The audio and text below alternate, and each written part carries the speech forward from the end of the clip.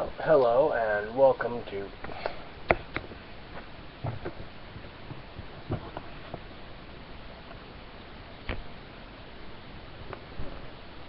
Where the Hell Is My Microphone? Sorry about that. Yes. Welcome to Where the Hell Is My Microphone? Anyway, yes, welcome to It's My YouTube, and I'll blog if I want to, the place where the production values are, well, you get what you pay for. Anyway, and eventually I'm going to have to actually get a cameraman that knows what the hell he's doing. Anyway, let's see. Some progress notes. Probably should actually have these over here already. But, okay. Well, the latest bit of stuff I had to deal with. This is actually a forearm piece that I managed to actually put together. It actually is a forearm and a bicep piece that I ended up actually printing them too small originally, but it actually just so happens that that by putting the two of them together, it actually comes out pretty good. I ended up actually having to do some modification here. Just basically kind of cutting at the angle so that way I have better freedom of movement in the thing. And then I had to figure out how to keep it from moving. I've got some foam or something like that I'll probably attach on the inside just to keep it in place once I've got it on. And then this piece here, I'm actually going to, once I do the hardening, I've actually got a very strong water-resistant wood glue that I've heard very good things about on the 405 website. I will actually be separating it here so that this piece will be actually hinged. I'm actually going to be taking some cloth tape as the actual hinge, so that way when I'm doing it, I'll be able to I'll be able to actually lift my hand into position, because I'll actually be doing the Iron Man gloves. And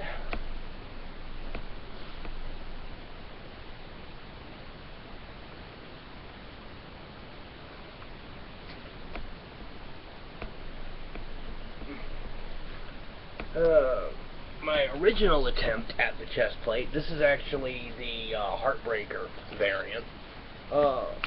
Originally, it didn't exactly come out the way. I mean, it came out, pretty good on a construction viewpoint, but because of the way that it's sectioned and all, and just the way certain things work, it's not a good build for the poster board. So what I will be doing with this later on is I will be taking the individual sections of it. Like this piece, if I remember correctly, goes here. I'm going to be taking these individual sections, and then I'll be finding places like here that I can split it back open, and a few things that I can lay it down flat on the cardboard, and then reassemble. And I'm going to try to simplify that as much as possible. So it's actually a good thing that I adopted the sectional building technique a while ago after the first couple of pieces that I did, and was sitting there doing them, and then as I was building and just sort of realized that if I had just so happened to do this section here, and this section here, and this section here, then I could put them all together with a single, with a single run of tabs, rather than on the original chest plate that I did. I ended up having this one section where I had to, glue here, and then I had to do this, and then I had to go in really weird angles, and then I realized had I built the section that it was in the first place, I could have attached all of the individual pieces together easier, and then attach that to the main body a lot easier. So, like I said, I adopted the sectional building technique, a while ago, and it's actually worked out for me pretty good ever since. So, like I said, this I will basically just be rebuilding in the thing, because I found out that it actually does work very well for this chest plate. And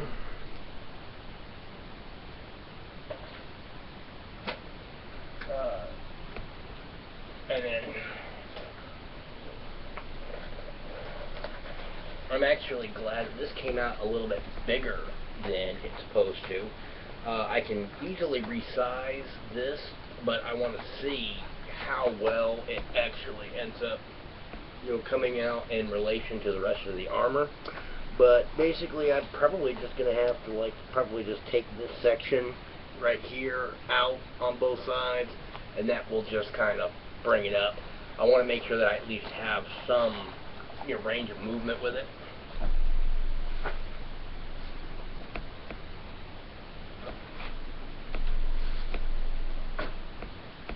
And then that abdomen piece will actually basically be mounted onto this, which basically just gives me just a way to attach it on. It's got a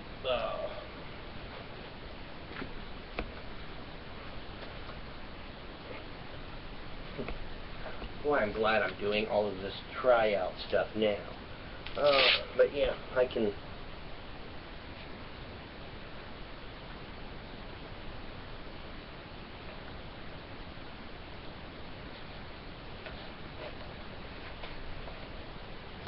Which I like this because I kind of developed a bit of a middle-aged spread.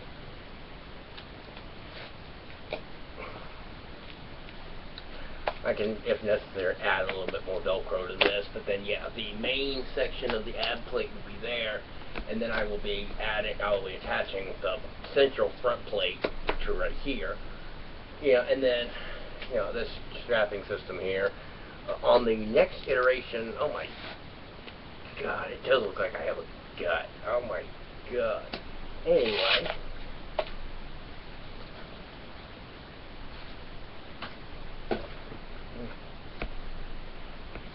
Oh.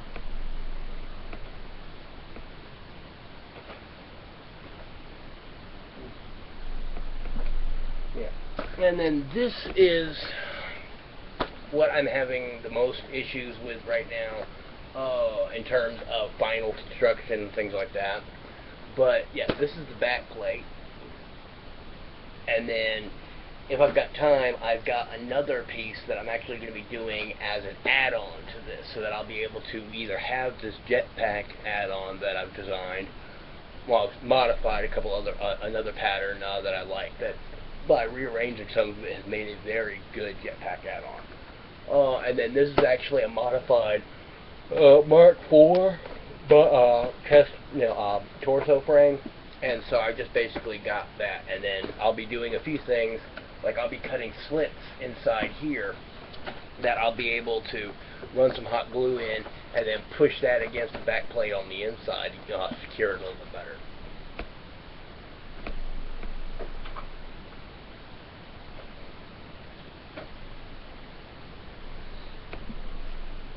Yeah, that's the basic thing. The helmet, I've got a few ideas for. I know that ultimately I'm actually going to be putting like an e-cig coil type setup in one, because I want to be able to hit a button as I'm taking it off, which will basically create the steam effect that the Predator mask does. I've seen a couple of actually interesting coils. Like there was one that a guy did that was actually 16 coils inside the heating element unit, and it creates massive clouds of vapor. And so I could very easily put in like a small computer draw fan or something like that, so that way when I hit the button, it just billows out. So I'm gonna look into some various designs for that. For now, I'm just probably going to just do the basic helmet, and I haven't really decided if I'm still going to do the one that I had originally thought of, or if I'm going to possibly combine it with an Iron Man helmet or something. Because I do like the Daedric helmet, and if there's a way that I can actually make the faceplate on an Iron Man helmet hinge up, or even take the Iron Man helmet or the Iron Man faceplate, because I also have the bottom half of a screensaver turns on in the middle of this. But yeah, I did have it set for 10 minutes, so hey. But anyway, I have the bottom part of the Predator biomask faceplate, and I just, said to hell with the rest. And so if it's possible, I'm going to integrate that, that piece into it. And I'm actually thinking about one of the next builds that I'm doing. I'm actually thinking about kind of doing a kind of an Iron Daedric Vader kind of thing. Basically taking the Daedric helmet and doing the top part as the Darth Vader, the bottom part where his is triangular, and put that Predator face mask in there, and then have it where the faceplate actually hinges up, and so it'll have all the horns or whatever else, because the helmet itself gives the same bell shape, impression as the Darth Vader helmet. So, and it's just kind of bouncing around ideas and see what goes on with that. Oh, you can't really see it. Well, I still have the identity disc up there, and there's some things that I want to do with that. I've got to really figure out the only major issue. The major issue that I'm having with that is trying to figure out how to do the batteries in it. I mean, I know I could probably go with like some wash batteries and things like that, but I mean, with the amount of lights that I'm looking at putting in there and everything, it's like I'm really going to have to go with the 12-volt solution. And so, trying to figure out a few things. I do know that there are AA size batteries. I mean, it's like a millimeter or two difference. I mean, you can put one of these in a standard AA holder, no problem. But I mean, each of those is like 3-point-something volts, so I could probably put in 4 of them. But my issue is where to put the batteries. I also know I can use the small 12-volt batteries, but the problem is those are a bit expensive. So, that's my wife's teacup. Actually, I can't find mine. So, in any event, there were a couple things that I was going to talk about, but I'm just like, I don't know, I'm actually in a good mood, so I'm not going to talk about some of the, the weirdness that's crossed my radar lately. On other news, though, some of the really cool things that I've seen, I can't remember what the title of the video is, but it's like some amazing VR technology that I was already looking at input devices and various things, camera tracking and stuff like that, for hand positioning and all. And there's like one set of people out there, they've actually come up with something that actually even has true haptic feedback. Where if you grab a virtual object, it actually has a braking and clamping system in the armatures of the band sensors, that if you go to pick up a virtual object and basically what they call it detects a collision. So you have the digital hand and the digital object, and how when you grab onto something you can't go through it. Well, in computer terms that's called collision detection. And so when the hand and the object collide, there's actually a braking system that actually makes it so you can't close your hand. And so it actually gives you a nice bit of haptic feedback. Me personally, I'm more interested in manipulation and things like that within the digital environment. So I don't know if I'm going to go for the V2 that they have, the version 2, because that's the one with the haptic feedback. The version 1 is a fully functional, it's 11 degrees of freedom, I think is what they said, which is pretty much it. If you can move your hand, it can deal with it. I think this thing actually, I have to look it up, but I think this thing is actually capable of detecting a wider range of movement than the human hand can actually do. So, but it looks good. I mean, it actually does full orientation detection and all. It does the thing with the fingers. I mean, I saw the demo video and it is pretty good. And this is not just one of these concept things. These people actually showed it in action. There's a VR suit that I like. But the STEM system, if I remember correctly, is something I like a little bit better because you can really customize the sensors the way that you want to. Although I really do kind of like the suit aspect a little bit better. It's basically just a framework that has sensors in different places, so that way you can actually, like, the basic model allows you to do, gross positioning and all, certain range of movement and stuff like that, but it can track you in an unlimited space, basically.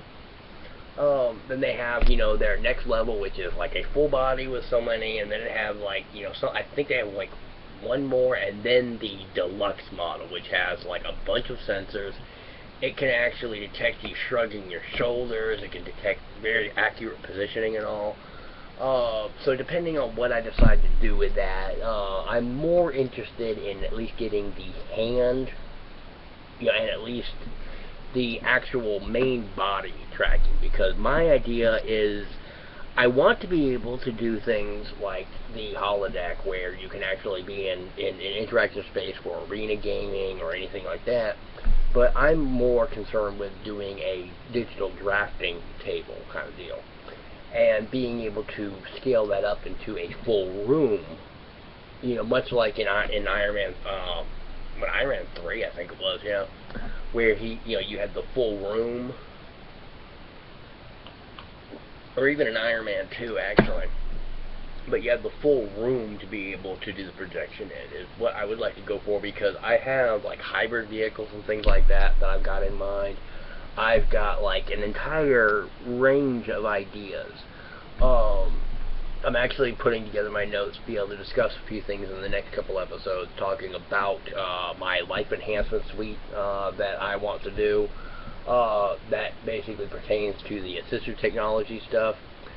I will be focusing more on cognitive assistance therapies rather than the physical stuff, because the physical things, really the only thing that they would be involved with my system is I could integrate various sensor setups into all.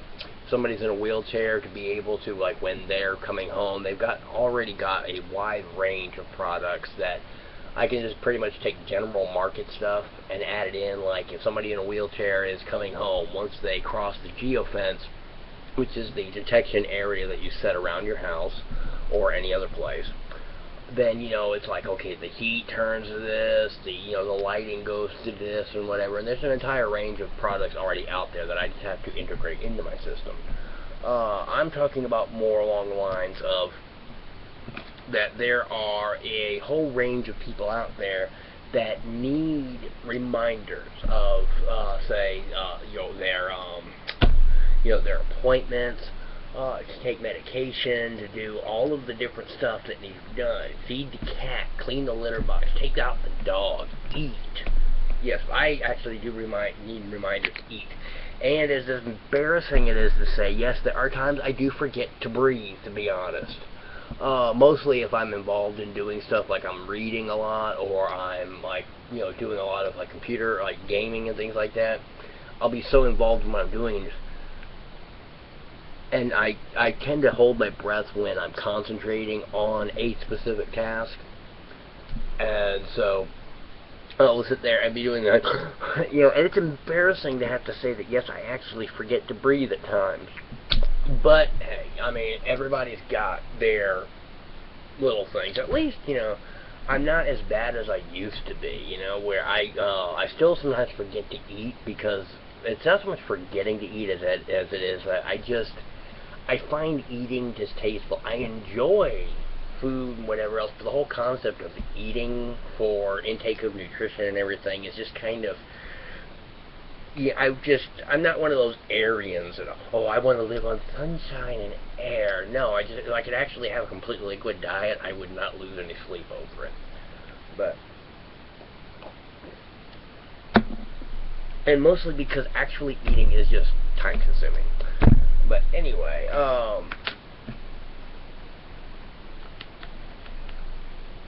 okay, I need to bring my, sorry, I've got a few other things in my head that because I'm also winding down for the night. I try to actually get my videos done a little bit earlier in the day, so that way I'm not in my you know, pre-bedtime, just kind of, my brain is over here, and ooh, look, it's shiny. Yeah, but I've kind of been busy doing different stuff all day. I actually managed to get some of my damn workspace cleaned up too, so that I'm happy. I've actually been making progress and stuff. Well, in any event, this actually went on about 6 minutes longer than I meant to. But anyway, down in the description, I'm gonna try. Oh, I keep forgetting to put it in there, even though I mentioned, hey, look in the description, and it's never there. But I have a GoFundMe page that I will also be talking about during my videos and all, and I promise I will get around to updating the page at some point. But what I'm trying to do with the GoFundMe is I'm more interested in drawing attention to what I'm doing, but I do want to get the funding as well. But I want to build like a 12 by 12 or 20 by 20 foot workshop in which I can actually really be able to develop my ideas, to be able to have enough space to work, to do some vehicle modifications that I've got in mind, mostly taking my bicycle and my and I have an electric scooter that I want to try to motorize, and at least basically wrap my head around how to do mechanics and everything on an engine and all. And so trying to work on that stuff so that I can scale up into bigger projects, to be able to actually have a place where I can, you know, have all my armor like just set out, not having to worry about where I'm putting everything, and then mostly a place where I can just like pump up the music and just not have to worry about waking my kid up during nap time. But I do have a lot of like my higher level projects that I want to start doing, and I really do need a better workspace. The rehabilitation method that I talk about in it is there are ways that you can use a person's interests to be able to teach them actual skills and things like that. It's much easier for somebody like me because my personal interests utilize a lot of skills which are very valuable in the job market, such as 3D model design, and graphic arts and things like that. You know, being able to do assembly and things like that and all, and just there are ways you can take, like doing the costuming, for example, and teaching the skills to be able to get jobs. I'm trying to figure out how to do this with other interests which aren't so in line with it, and if I can, then I'm going to actually fully develop the actual rehabilitation method. If I can't actually get a universally adaptable, or at least widely adaptable rehabilitation method, then I will put that as a secondary concern, and I will kind of focus on how to use like the costuming and things like that to teach higher level concepts, such as with working with fiberglass, it gives a perfect opportunity to discuss things like exothermic versus endothermic reactions, catalyzation and things like that, how chemicals react and stuff, and framing it in a hands-on, mostly, kind of way. And so it's just basically just, I've got a couple of ideas with it, but now that I'm actually getting into the nuts and bolts of stuff, I'm seeing, okay, yeah, well, this actually does work for this. This kind of really needs some work, but it does actually work better this way. So all of my projects are kind of evolving and stuff. That's kind of why I haven't updated the page either. But I will be putting some updates on there. Also, in the comments on the GoFundMe page, you'll also get you get a taste of some of the projects that I have in mind. An Iron Man helmet, for example, with various capabilities that I can take from the costuming realm, and then once I get the base necessary functions going in that's when I work on adding specific functionality to it. I find better construction methods, better materials, and being able to replace, I mean, like, I can start off with a cardboard shell with fiberglass hardening, and then turn around and then learning 3D printing and stuff like that, working with the CNC machine to be able to actually take maybe aluminum and actually machine out the thing. So it's basically how to get that going. Doing it in the costuming thing helps keep me motivated, keeps me interested, and things like that. So As I said, as time goes on, I will be putting out more progress updates and everything else, but for now, I'm going to cap this off because it's gone about 10 minutes longer than I actually wanted it to. Well, anyway, thank you for continuing to watch, and have a nice day. Like I said, this is my YouTube, and I'll blog if I want to. The production values are so important. We make sure you get the full value of everything you paid. Anyway, peace out, people.